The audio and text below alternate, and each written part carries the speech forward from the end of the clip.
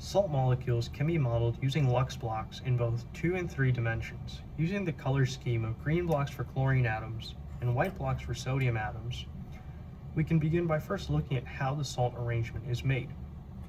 Sodium atoms would be bonded to chlorine atoms. However, sodium cannot be bonded to sodium, and chlorine cannot be bonded to chlorine.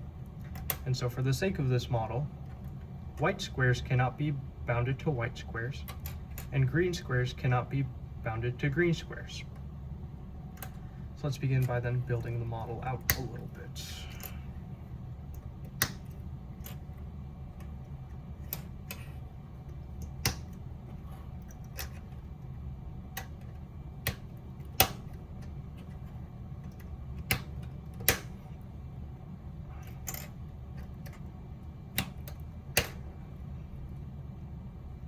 However, a completed model would look like this.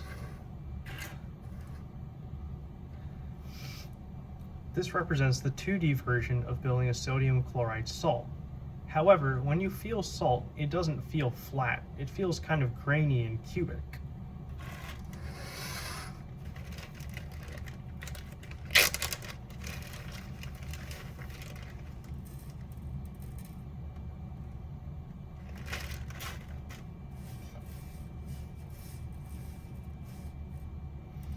If you look really closely, it kind of has a cubic looking shape, which can be explained by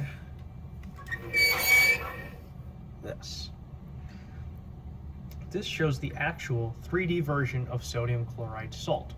It has an intact chlorine atom in the center represented by the same color scheme of green, while again being bordered by sodium atoms in white.